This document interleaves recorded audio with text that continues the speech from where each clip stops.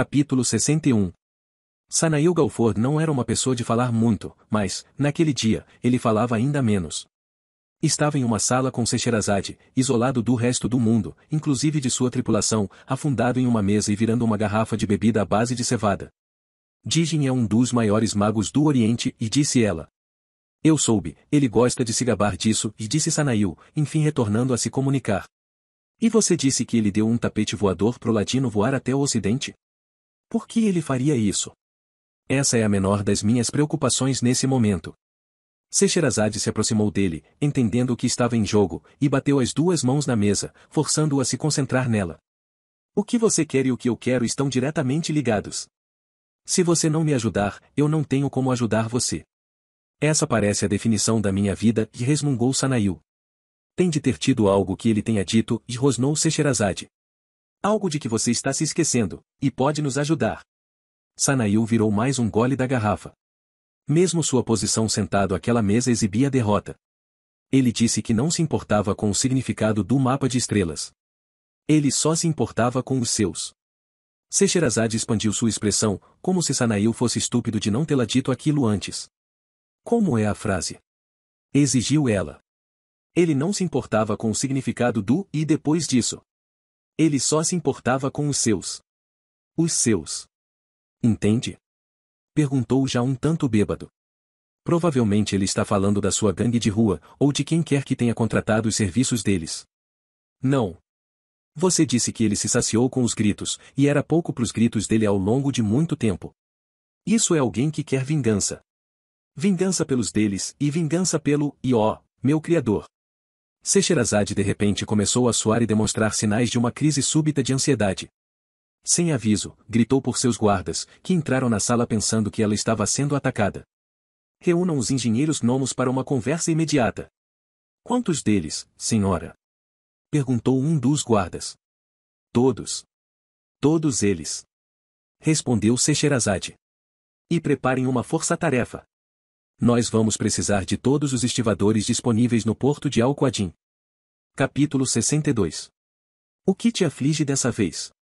Perguntou o rei Anísio Branford. Antes de chegar em Arsalon, eu pedi por uma parada ao gnomopiloto e revelou Axel. Você tem ideia de onde? Acredito que vá me dizer. Eu pedi para ver sua colmeia. A expressão de Anísio mudou subitamente do tédio para o desconforto. Com que autorização? Perguntou o rei. A de um príncipe real, último herdeiro da coroa de Arsalon. Apenas em caso de outro regicídio.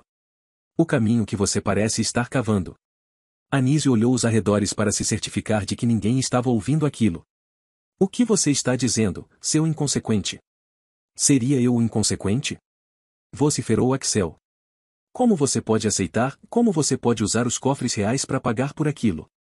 Aquilo é a base da revolução tecnológica do ocaso. É o que vai manter Arsalon como o maior dos reinos, e fazer história. O problema é esse? Perguntou Axel. Como você vai entrar para a história? Como o filho vai superar o legado do maior dos reis? Eu não quero superar o legado dele, seu moleque. Eu quero honrar o legado dele. Axel abriu os braços, sem controle sobre os próprios nervos. É isso o que você chama de honrar alguma coisa? Gritou de volta. Eles disseram que aquela é a primeira estrutura que os gnomos construíram até hoje. Por que, Anísio? Por que você acha que eles jamais fizeram algo daquilo em seu próprio continente? Porque lhes faltavam recursos. A eterna arrogância de Arsalon de se considerar o reino superior e da qual você é o principal exemplo, campeão do mundo.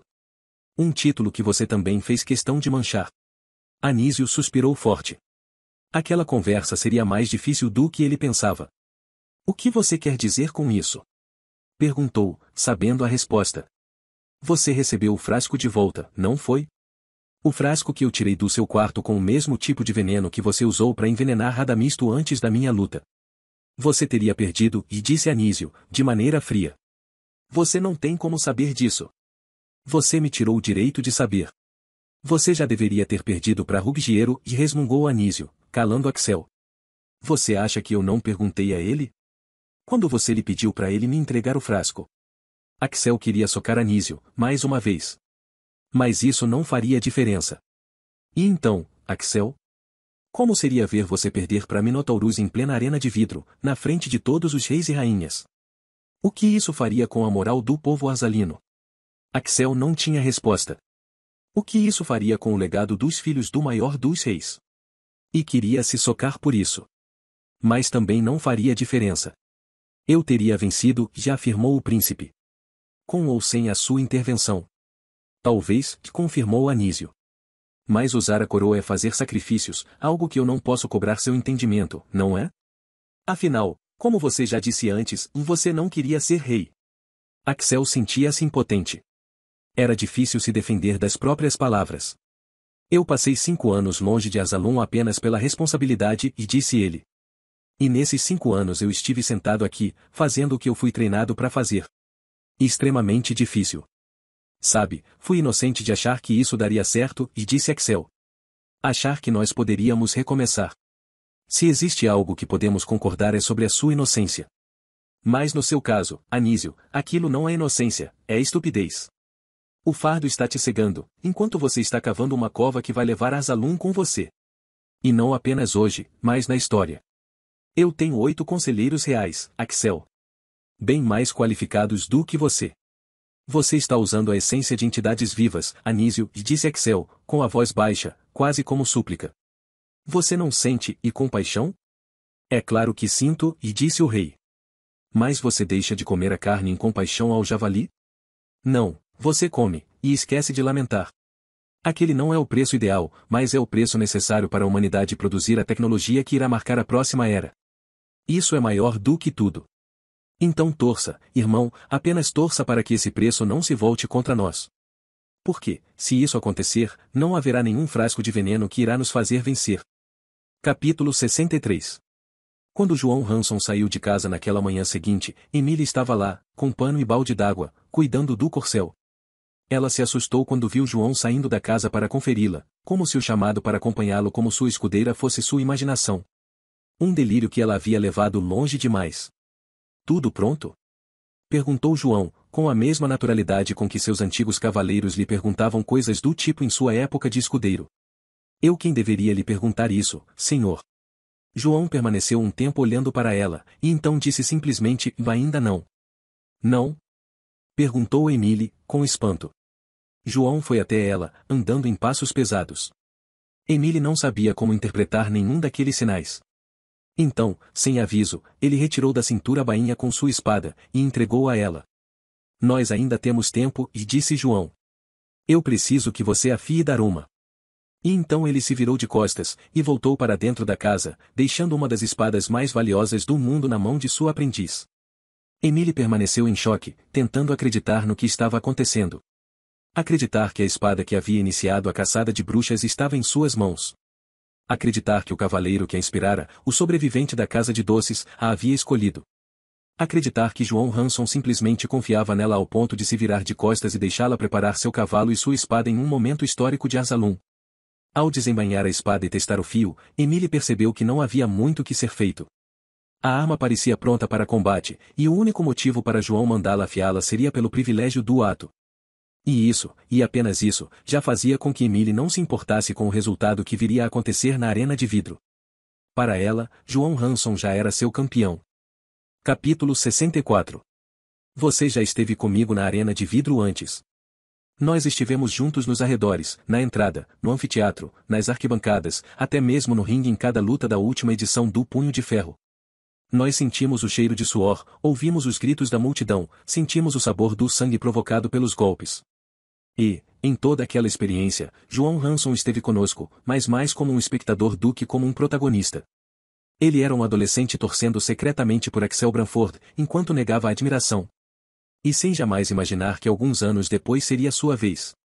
Um desafio pelo título de campeão tem um peso completamente diferente do Punho de Ferro. Normalmente não se costuma ter a presença de comitivas de outros reinos, como no caso do Campeonato Mundial. Não se costuma ter a presença de estrangeiros. E soldados desestimulam as pessoas a demonstrar torcida, mantendo-as mais como testemunhas de um evento que deve ser contado posteriormente para os que não estiveram lá. Tudo isso parecia não valer naquele dia. Veja bem, as comitivas reais já estavam em Asalum, e queriam testemunhar aquilo.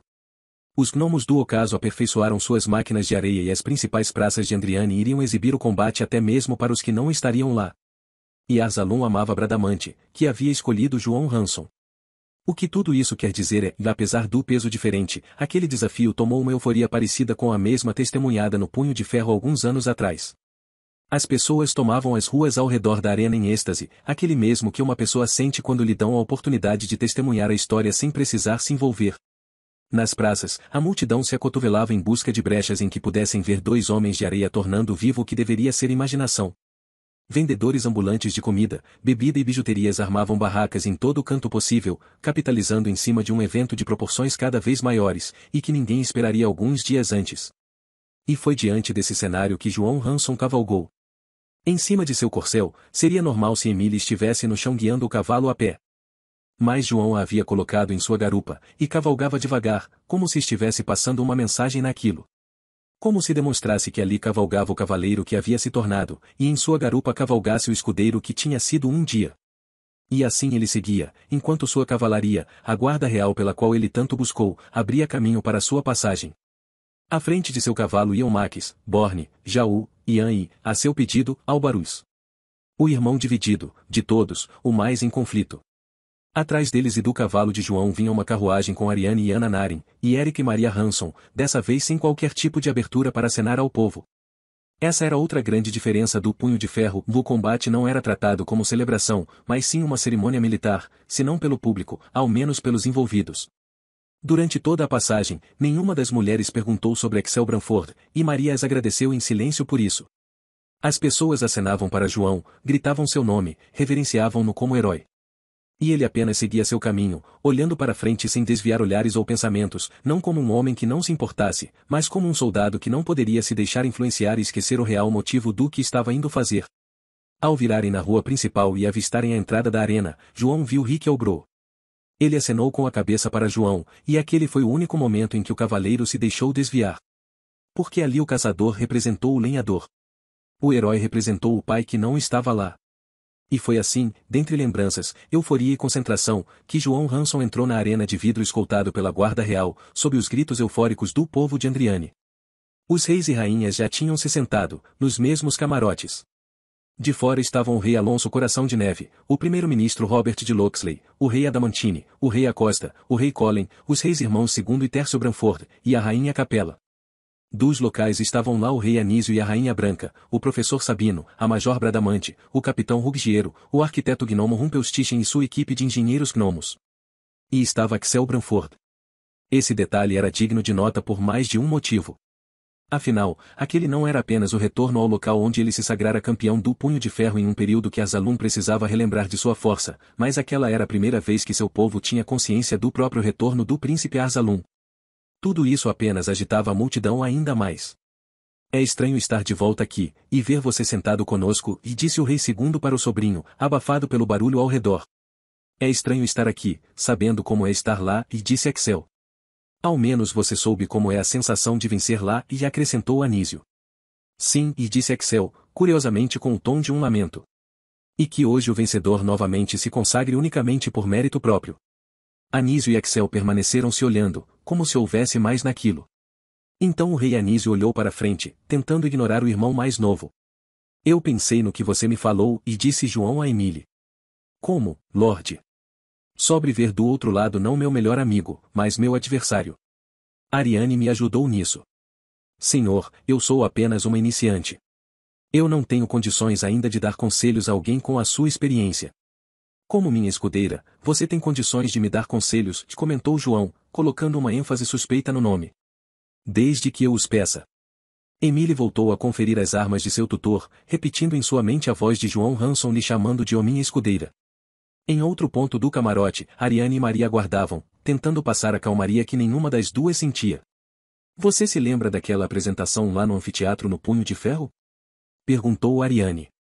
Como? Indagou Maria sem pensar, retornando seu pensamento para aquela conversa. O Hector Farmer e o Paulo Costard atacaram a sua honra na frente de todo mundo lá no palco. Ah, e suspirou Maria. Sim, eles debocharam da minha relação com Axel. João queria subir no palco e causar um alvoroço. Bem, ele causou depois, né? Quando quebrou a cara do Costard? Sim, porque descobriu que foi o primeiro cara que te beijou. Olha aqui, senhorita Maria Hanson, eu estou sentindo um pingo de julgamento da sua parte. Maria ergueu as mãos em paz. Claro que não, e disse ela. Quem sou eu para julgar relacionamentos? Com os tipos de caras que andam atrás de você, você é a melhor pessoa para julgar relacionamentos nessa cidade. Mas nós voltamos a isso depois. A questão que estou dizendo é, você se lembra do que aconteceu depois? Sim, e recordou Maria, como se a lembrança a entristecesse. Albaruz e Andreus subiram no palco, jogaram o jogo deles e humilharam os dois diante da aclamação do povo. Pois é, e confirmou Ariane. O que torna essa situação de hoje ainda mais estranha. Quem diria que anos depois os irmãos iam brigar, o irmão caçula do Costard ia virar aprendiz do João, e ele e o Andreus iam voltar à arena de vidro para se enfrentarem. Isso não é absurdo? Muita coisa mudou nesses anos, né? É, e aqueceu Ariane. Mas tem coisa que não. Maria suspirou. Você vai me perguntar, né? Adiantou Maria. Poxa, você me conhece. Eu estou te dando todo o tempo do mundo para me contar, sem falar nada, mas, e se você está me pressionando agora, você não está me dando todo o tempo do mundo. Maria, para de ser chata. Se você não conversar com a sua melhor amiga sobre isso, vai conversar com quem? Maria olhou para Ariane de baixo para cima. Melhor amiga? Pensei que esse título era daquela sua amiga. Taruga, né? Ariane soltou os ombros. A gente não se fala há um tempo, desde que ela teve um filho e se mudou para Cálice. Mas você está desviando o assunto. Maria ficou em silêncio, analisando se era a hora. Então deu o braço a torcer. Tá, o que você quer saber? O que eu quero saber? Elevou a voz Ariane. Então, percebendo, abaixou novamente mais do que precisaria, e quero saber o que todo mundo quer saber. Como foi seu reencontro com Axel? Novamente silêncio, e análise. Eu gritei um monte de coisa, apontei o dedo e soquei a cara dele. Ariane arregalou os olhos e ficou mais pálida do que já era. Ele veio com aquela conversa de príncipe, me contou o lado dele e tentou me fazer perdoá-lo. Ariane ainda era apenas uma voz abafada e uma respiração interrompida. Aí veio tentar me abraçar, relembrando as nossas frases. Eu dei outro tapa na cara dele e então puxei ele de volta, e o beijei. Ariane começou a piscar e a tremer, como se seu limite de informações em curto tempo tivesse sido atingido. E foi quando a gente fez amor. O quê? Gritou Ariane, sem se importar dessa vez com qualquer pessoa ao redor. Como você me solta uma bala de canhão dessas assim, sem preparação? Você tem, e Lord Ivanhoé está entrando, cortou Maria. Ele vai chamar a campeã e os cavaleiros. Mas, Imá. As cornetas foram ouvidas, anunciando a entrada da Major Bradamante. João estava com Emile na área de vestiário em que os pugilistas esperavam para entrar na arena de vidro. Alguns integrantes da cavalaria e da guarda real se espalhavam, inclusive seu capitão Rinaldo Grimaldi, aguardando instruções. Até que Andreus entrou no recinto, deixando o ambiente pesado. Eles se encararam, não disseram nada, nem desviaram o olhar. Então João notou o escudeiro que acompanhava Andreus, e não estranhou. Era Fernando Costard. Por fim, entrou a Major Bradamante, sempre com sua aura magnética, espremida entre temor e fascínio, gesticulando para que os dois a seguissem. Foi nesse momento que o som das cornetas chegou até eles lá dentro, indicando que era a hora. Senhores, tanto eu quanto o capitão Rinaldo Grimaldi sabemos o que ambos estão sentindo nesse momento, e o quanto é necessário para se ter coragem de pisar naquela arena apenas para se candidatar ao peso do que estão indo buscar. Então não vou desejar sorte, porque hoje não se trata disso.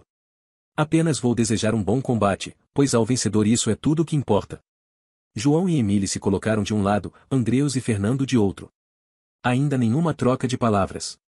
A Major Bradamante já estava para dar um passo à frente, quando de repente algo lhe chamou a atenção. De quem é essa? Perguntou ela em direção a João. Essa é Emile, campeã, e respondeu João. Diante de Bradamante, Emile era apenas um espectro sem conseguir se expressar.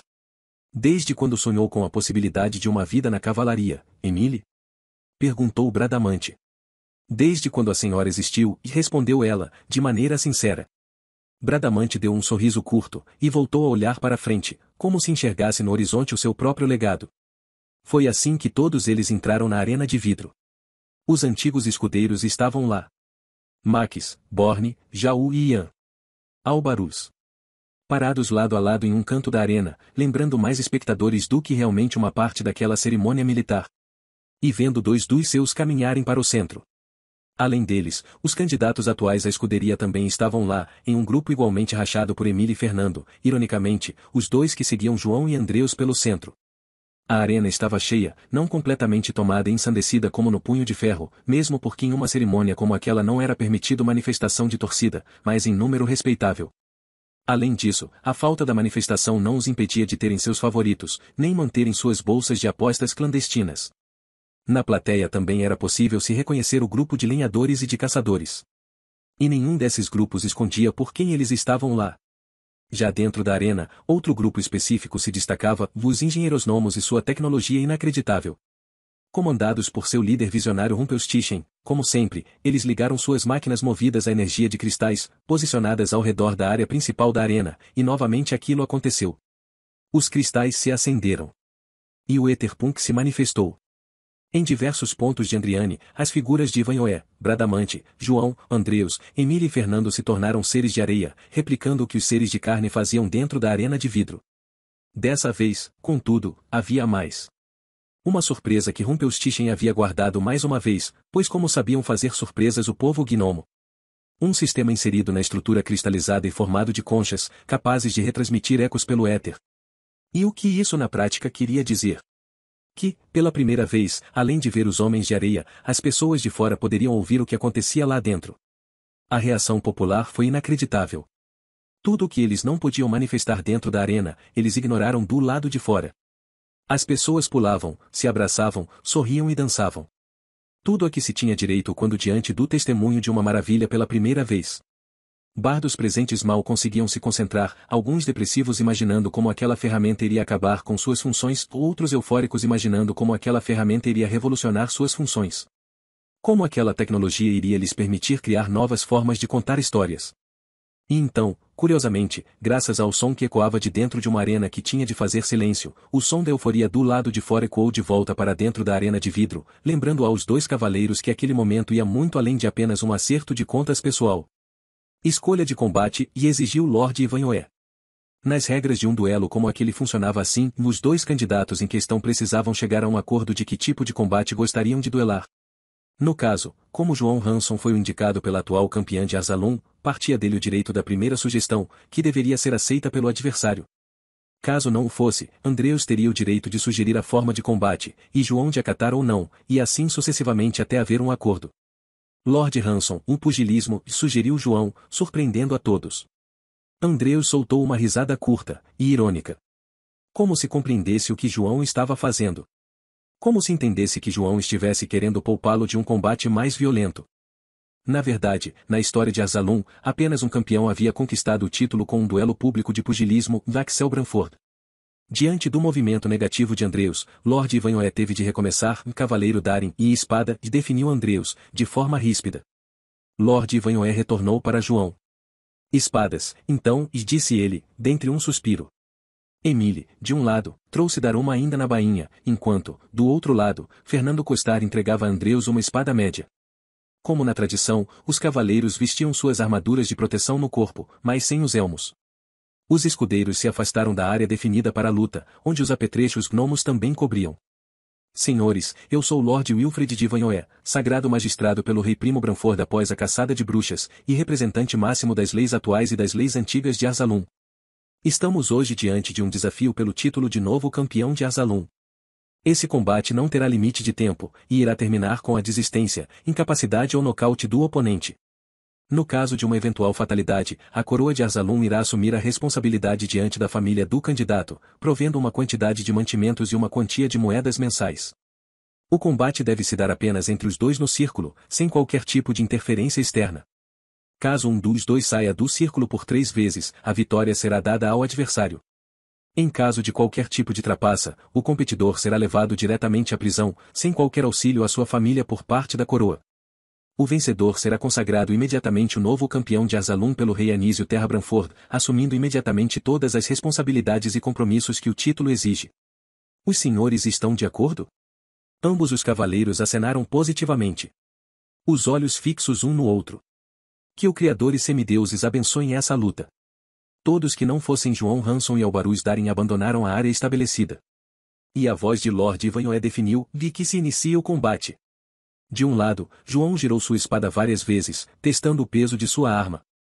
Do outro, Andreus não se conteve e avançou em velocidade na direção de João com as duas mãos erguendo a espada.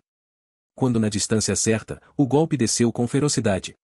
João girou a espada uma terceira vez, e o primeiro choque das lâminas se deu, agitando a multidão. Andreus atacou mais duas vezes, João aparou ambas. No terceiro ataque, as lâminas se cruzaram mais forte, e os rostos se aproximaram. Andreus soltou uma das mãos do cabo da espada, agarrou a nuca de João e puxou o rosto dele na direção da sua própria testa, dando uma cabeçada. O público dentro e fora da arena de vidro gritou onomatopeias de espanto, enquanto João cambaleou para trás, temporariamente cego. Aproveitando a vantagem, Andreus avançou com tudo. E, admito, se fosse qualquer outro adversário, naquele momento talvez a luta já terminasse ali. Só que Andreus estava enfrentando a mesma pessoa com quem havia treinado a vida inteira, a mesma pessoa que o ajudou até mesmo a definir seu estilo de luta. A mesma pessoa que já o havia liderado em missão. Mesmo com a visão temporariamente inutilizada, João sabia o que Andreus iria fazer: 2 gingados para a direita, lâmina da espada recuada com as duas mãos, então corte na horizontal para a esquerda, jogando o peso do corpo. E a lâmina veio, acredite, com a agressividade de alguém que não se importava. Então João torceu o corpo para trás, sem precisar ver o que estava acontecendo, simplesmente sabendo que o golpe viria dali. O movimento lembrou as esquivas de Axel Branford no Punho de Ferro, e foi tão inesperado e impressionante que, por um momento, o público se esqueceu do protocolo e urrou como se a torcida fosse permitida. Antes que outros golpes viessem, João andou para trás, atingindo o limite da área de combate. A visão ainda se mostrava turva, dividida em duas imagens que ainda não se conectavam. Andreus avançou novamente, e João, sem hesitar, deu um último passo para trás, saindo propositadamente do círculo. O combate foi interrompido. João voltou ao seu lugar inicial, e aqueles segundos foram suficientes para que sua visão retornasse. Andreus também sabia o que ele estava fazendo, e aquilo o enfurecia mais. Mesmo que enfurecê-lo ainda mais fosse parte da estratégia de João. Foi assim que, quando a luta reiniciou, ele avançou rosnando com a lâmina baixa. Quando o golpe veio, as espadas se chocaram 1, 2, 3, 4 vezes. Esquivas de um lado, choque de lâminas, esquiva de outro. Faíscas, pêndulos, choques e mais choques, todos no aço, nenhum na carne. Os dois se conheciam tão bem que a luta, que era real, parecia coreografada. Um avanço, um bloqueio. Um ataque, uma esquiva, um contra-ataque, outro bloqueio. A impressão era de que, se a luta entre Bradamante e Rinaldo havia durado 9 minutos, aquela poderia se estender por 1 hora inteira, desde que os cavaleiros tivessem fôlego e disposição para isso. 2 golpes de João, 2 defesas de Andreus. Então Andreus tentou uma finta, um falso ataque, mas João não caiu e manteve a guarda fechada. Ele tentou uma segunda finta, e, novamente além de não cair nela, João ainda lhe enfiou a sola no meio do peito, arremessando-o no chão. Andreus levantou, mostrando os dentes, e começou a andar de um lado para outro, pingando cólera. João se mantinha imóvel, expressão fechada, firme como uma árvore. Seu grande problema naquela batalha era, e do outro lado, ele ainda enxergava Andreus Darin. O amigo Andreus. Era preciso se lembrar disso para evitar os movimentos tão comuns a ambos. Para vencer aquele combate, ele precisava se esquecer disso. Mas para se esquecer disso, ele precisava que Andreus se tornasse outra coisa naquela arena. Outra coisa diferente do Andreus que ele conhecia. Foi assim que, quando Andreus avançou sobre ele mais uma vez, sem qualquer explicação, João deu mais um passo e saiu da arena, gerando o burburinho do público que assistia à luta dentro e fora da arena de vidro. Algumas pessoas vaiaram João, achando que se tratava de uma atitude covarde, a maioria, porém, simplesmente não entendia o que diabos ele estava fazendo. Lord Ivanhoe novamente interrompeu o combate.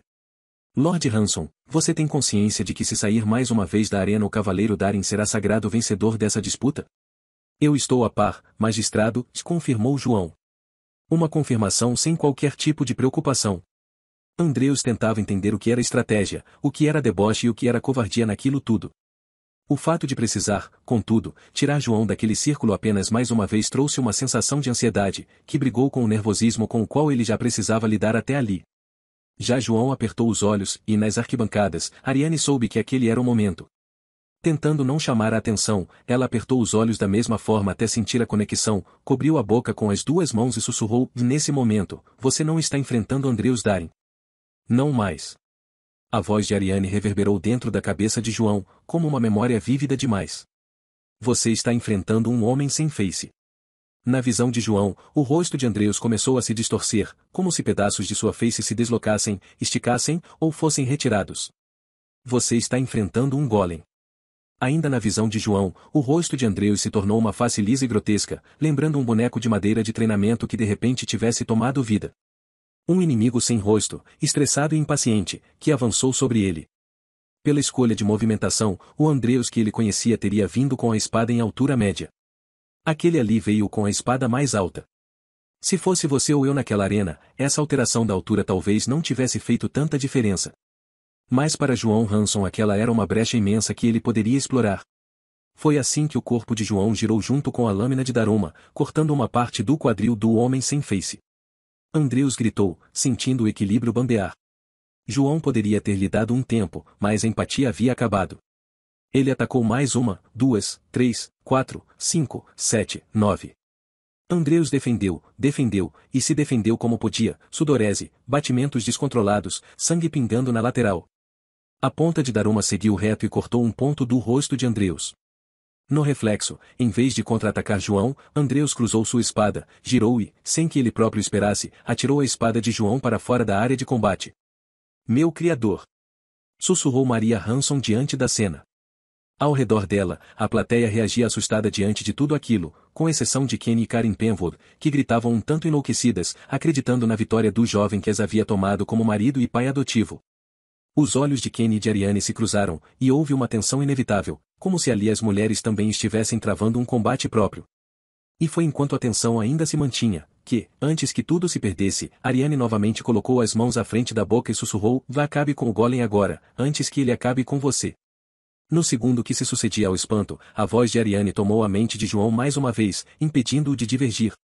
A questão era, e Daruma estava fora do círculo, e ele não poderia sair para buscá-la, nem alguém de fora poderia devolvê-la a ele. O movimento de Andreus havia sido um misto de instinto e sorte, mas qualquer espaço a partir dali significaria derrota. Então antes que Andreus pudesse apenas pensar na próxima etapa, João saltou sobre ele e lhe quebrou o nariz. Andreus tonteou e tentou furar a face de João. O Lorde Cavaleiro se esquivou do golpe, abaixou-se e socou a área do quadril do adversário, que havia sido cortada. Andreus gritou uma vez mais, envergando. João agarrou a mão dele, que ainda empunhava a espada, e a forçou para baixo, cravando a espada do adversário no solo. Andreus tentava enxergar, tentava suplantar o susto e a dor, tentava entender o que fazer, mas, e aquele João ele não conhecia. O mesmo João que lhe chutou a rótula, fazendo com que caísse sobre um joelho no chão, e então lhe agarrou pelos cabelos e lhe forçou um lado da face na lâmina da espada cravada no chão. O público foi à loucura. Você desiste? Quis saber João Hanson. Nunca. Acabe com o golem agora. João pressionou mais o rosto de Andreus sobre a lâmina, que cortou a carne como manteiga. Novamente o público urrou, como se sentisse a dor. Você desiste? Andreus se mantinha com um joelho e uma das mãos no solo, outro no cabo da espada. O nariz partido, o quadril ardendo. Um cavaleiro jamais. Sem clemência, João desceu sua sola em um ângulo diagonal na única mão de Andreus no solo, invertendo-a de posição, e partindo-a em pequenos pedaços. Antes que ele acabe com você. Foi assim que a luta acabou. Capítulo 65. Sanail, Jamil e Jim Hawkins estavam diante do sultão de Al-Qadim. Tanto eles quanto seus capitães adolescentes tinham sido convidados a se hospedar no palácio, enquanto Scheherazade e os engenheiros gnomos preparavam o plano de contra-ataque que não se importavam em lhes explicar. Até aquele momento. Então esse é o famoso sultão, e comentou Jim. Infelizmente, sim, e resmungou Sanail. Mas talvez tivesse sido melhor jamais ter vindo aqui. Badroulbadour se mantinha com um olhar desfocado, como se apenas seu corpo estivesse presente ali. Sua idade parecia ter envelhecido 10 anos em dias, bem como seu corpo demonstrava uma perda de peso evidente. Scheherazade tomou a palavra, iniciando o encontro. Senhores, ameaças extremas nos exigiram medidas extremas.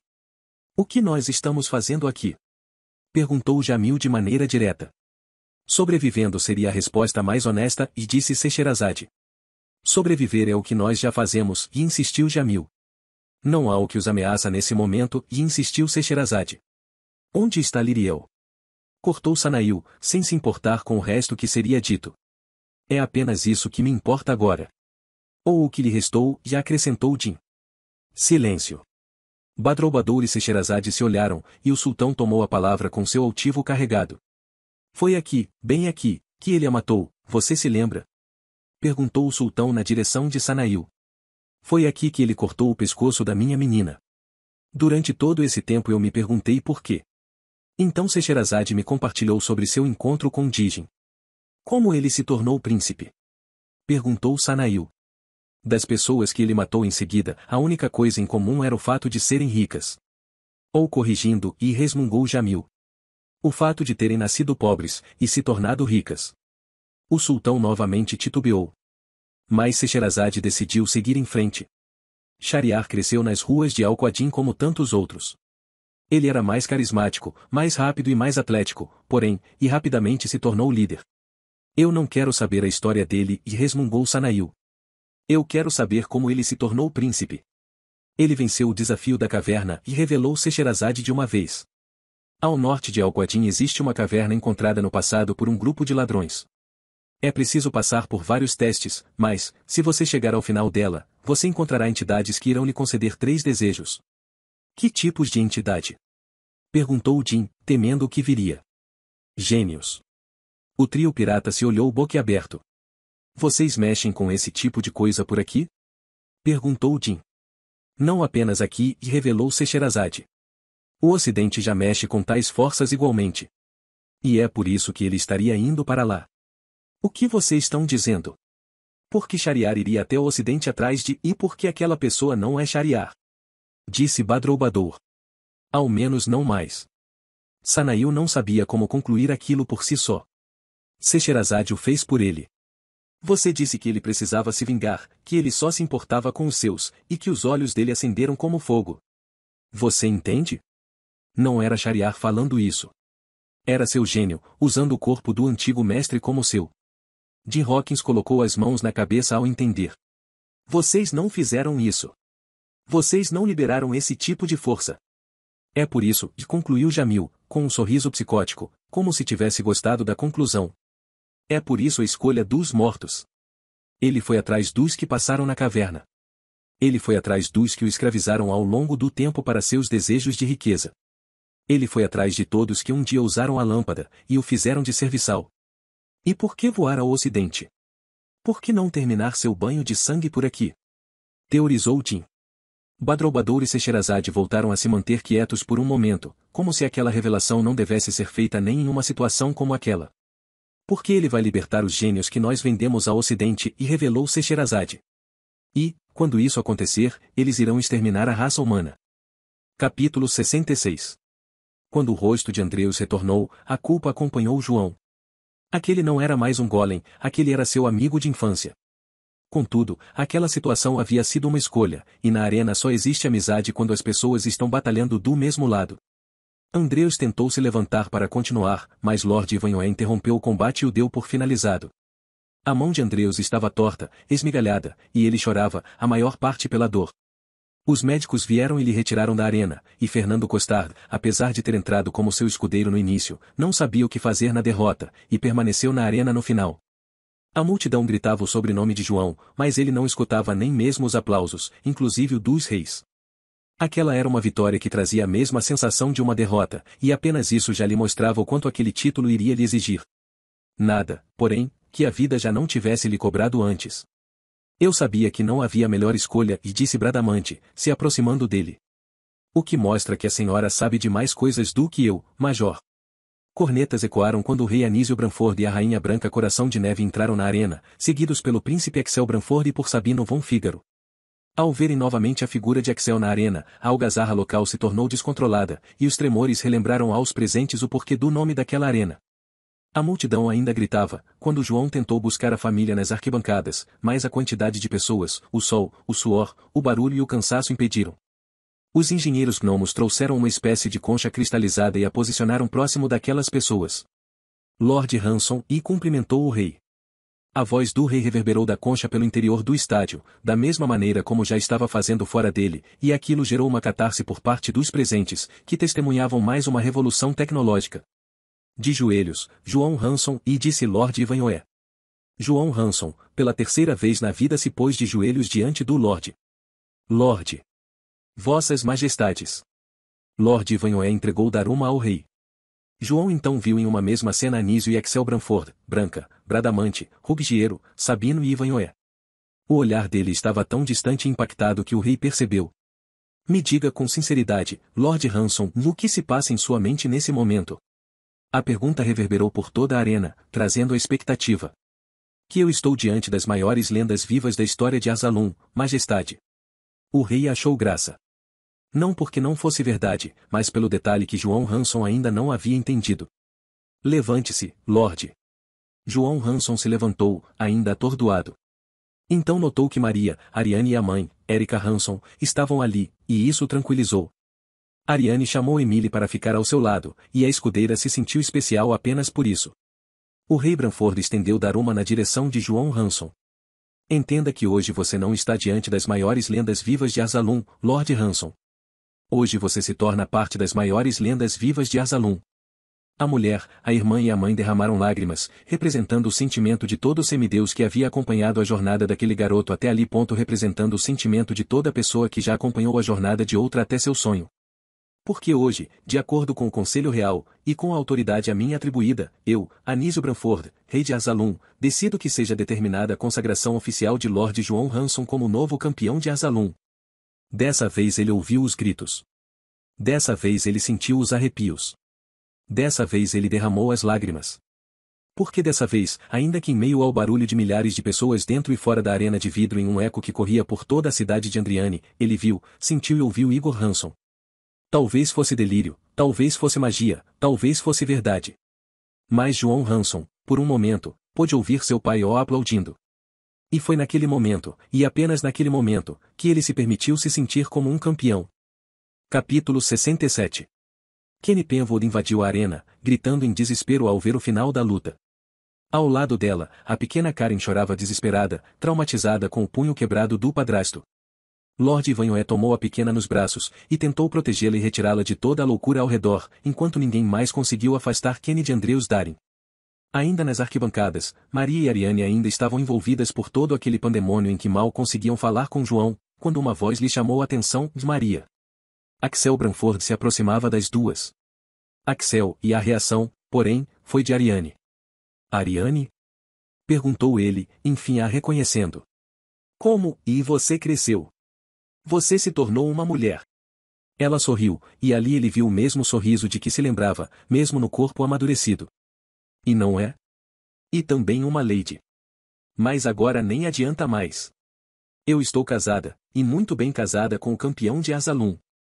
Rendido diante daquilo, Axel só pôde sorrir, e a sensação de se relembrar como era rir de si mesmo lhe agradou. Mas, e apesar de ser a mulher mais cobiçada desse reino, a Maria, por algum motivo, ainda está solteira, né, Maria? Ariane.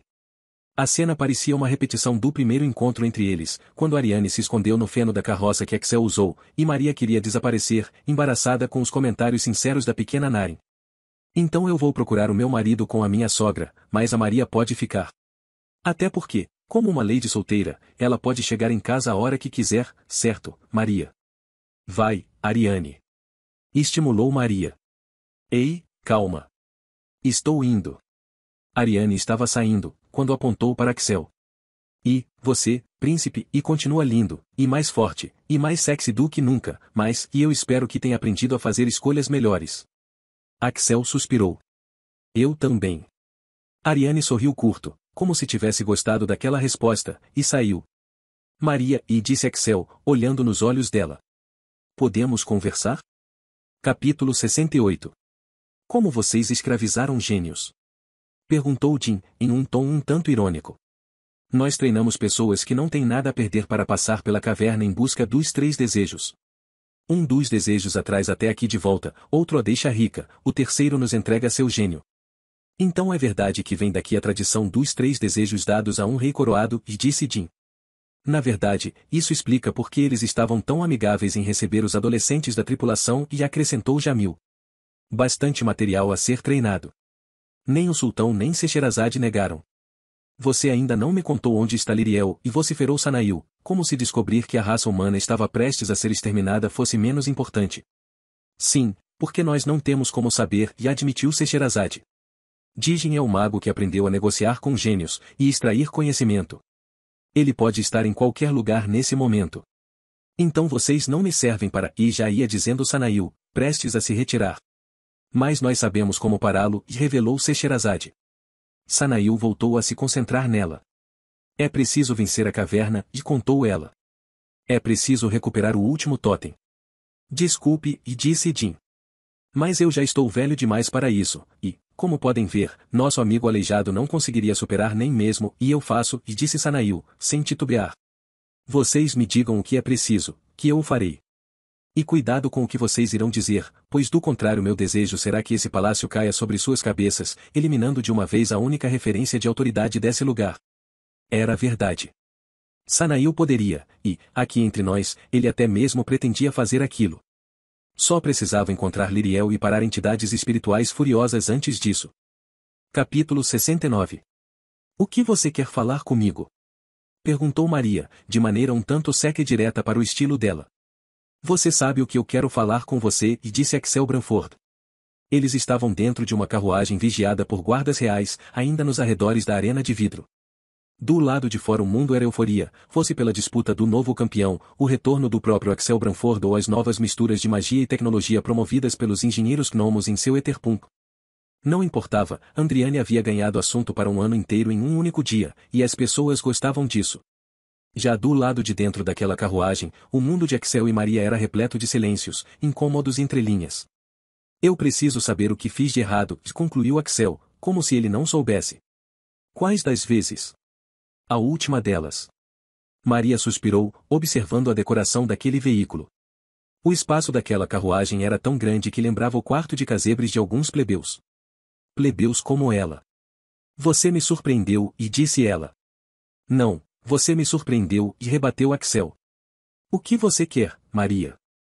O que eu quero? Que diabos de pergunta é essa? Eu abri meu coração para você, abandonei-o nunca, eu voltei, admiti meus erros, admiti minha culpa, e isso seria suficiente? 5 anos depois você apenas retorna, me diz as coisas que acha que quer ouvir, me acaricia novamente e tudo é esquecido? Você me beijou e você também já me beijou antes, e isso não te impediu de mentir para mim. Eu não menti, e disse Axel, com o olhar baixo. Eu ocultei, na esperança de modificar a verdade antes da revelação. A dor é a mesma. Axel sentou-se mais próximo dela, para que ela contemplasse mais de qualquer sinceridade que ele pudesse expressar. Pois é isso que estou querendo perguntar, do que você quer que eu faça, e para ter você de volta. Maria observava os olhos dele por debaixo daquele visual tão mais másculo do que o que ela se lembrava. Os cortes, a barba mais grossa, as cicatrizes que iam além da superfície. Não era apenas Ariane que havia se tornado uma mulher.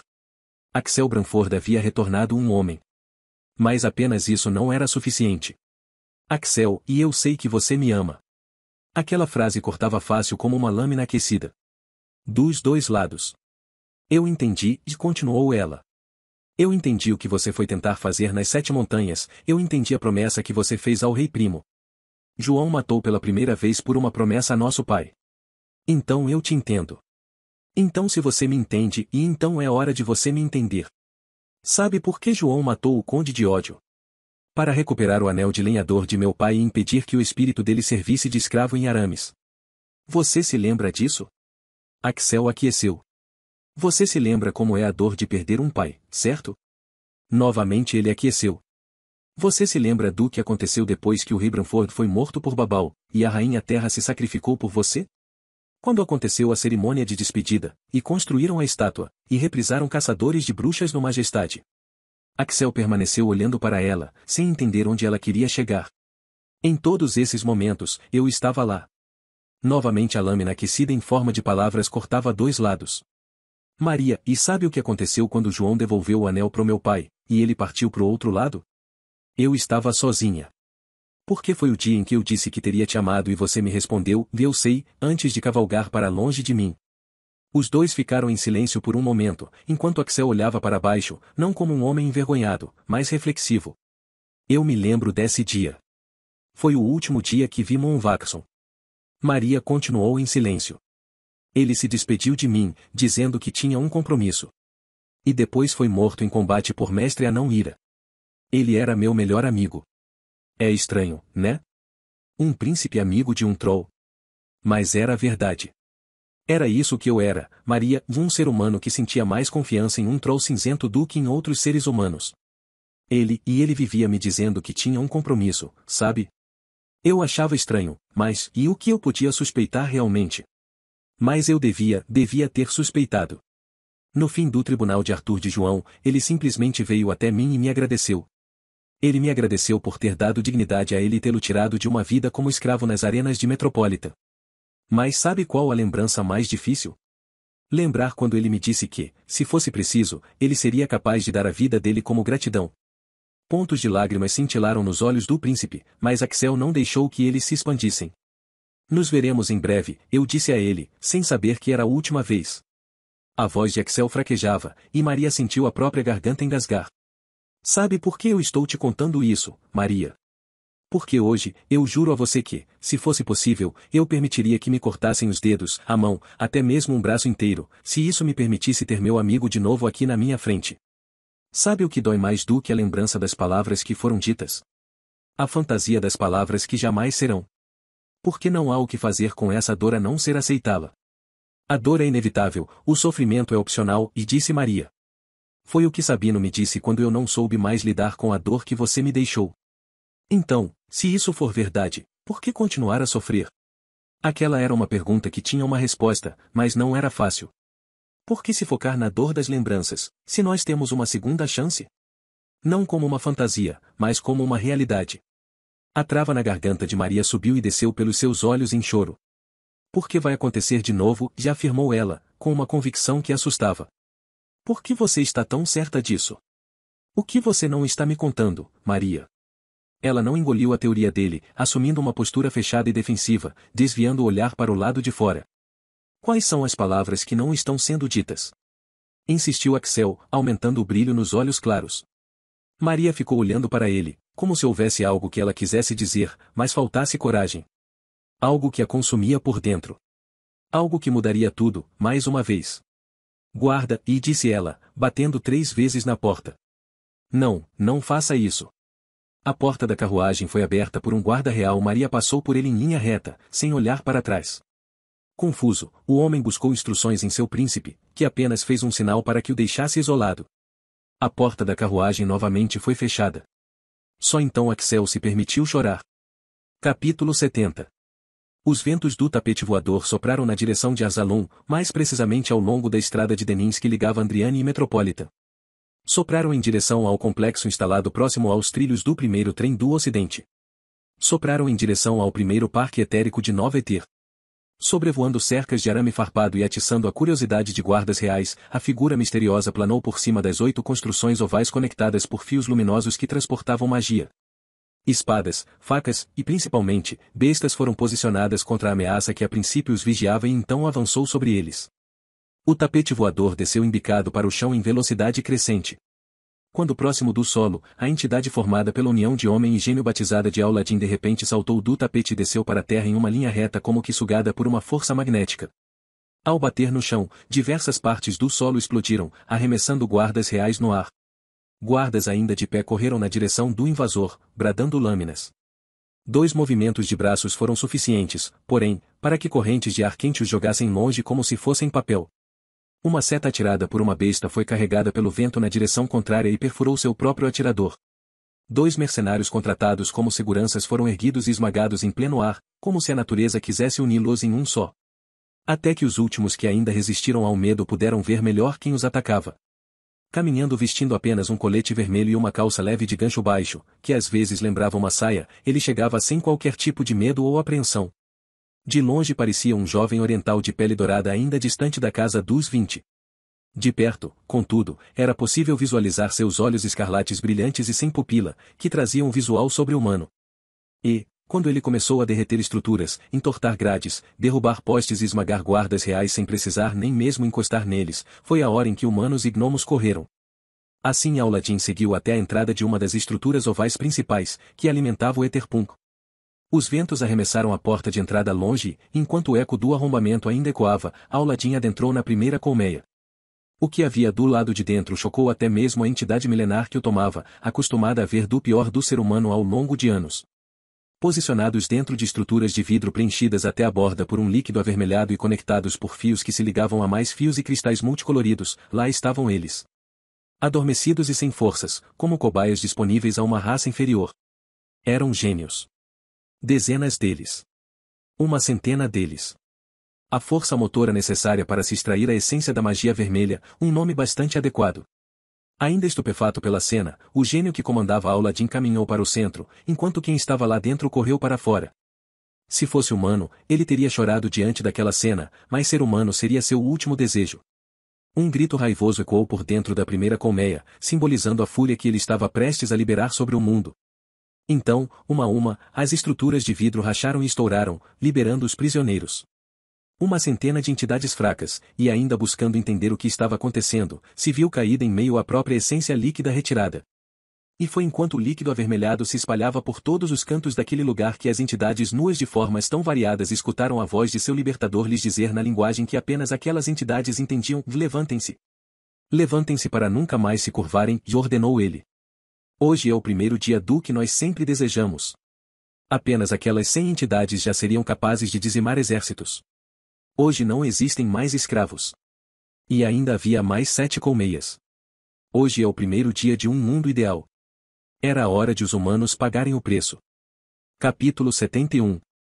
No salão oval do Grande Paço, novamente os reis e monarcas mais poderosos e influentes de Nova Eter estavam reunidos, prestes a tomarem uma decisão que reverberaria por todo o mundo. Muitas decisões importantes já haviam sido tomadas naquele lugar, nenhuma delas fácil. Algumas geraram alianças, algumas geraram revoluções, algumas geraram guerras mundiais. E era hora de saber o que mais uma iria gerar. Vossas Majestades, estamos aqui reunidos para decidir nosso próximo passo em relação aos tratados políticos com nossos reinos inimigos. Todos aqui concordamos que o embargo aos dissidentes provocou uma mensagem do que significa virar as costas aos reinos aqui presentes. Do que significa desafiar os valores que aprendemos a construir como raça humana e que permeiam nosso caminho como civilização, independentemente da diferença entre nossas culturas. A decisão que iremos tomar agora, eu poderia tomá-la em minha sala redonda com meus conselheiros reais, mas, pela importância de seu simbolismo e pelas consequências que podem ser geradas muito além das fronteiras de Arsalum, eu prefiro fazê-la com os reis e rainhas que me inspiram a ser um rei melhor. Novamente estavam ali o rei Alonso Coração de Neve, de Estalia, o rei Segundo, de Cálice, o rei Tércio, do Forte, o rei Adamantine, de Aragon, o rei Acosta, de Orion, o rei Colen, de Tagvood, além das rainhas Capela, de Mosquete, e Branca, de Arsalum. Então hoje é hora de decidirmos nossa mensagem final. E todos conscientes do que estava em jogo ali. É hora de decidirmos o destino de Victon Ferrabras. Não houve burburinhos, nem surpresas, nem consultas. Na mente daquelas pessoas, a decisão já estava tomada. Então aqueles que forem a favor de entregarmos Victon Ferrabras a Minotaurus e darmos fim ao embargo estabelecido em troca da renúncia de Minotaurus ao direito de manter um exército e a declarar guerra a outras nações, por favor, levantem as mãos. Todos os reis e rainhas ergueram as mãos. Aquela não parecia uma decisão difícil. Então, a partir desse momento, de acordo com este conselho e com a autoridade a mim atribuída, eu, Anísio Terra Branford, rei de Arsalum, declaro que Victon Ferrabras seja escoltado pela Guarda Real de Arsalum e entregue de volta ao reino de Minotaurus sob as condições aqui estabelecidas por todos os lados. Mas aquela decisão se tornaria o símbolo da derrocada da família Branford.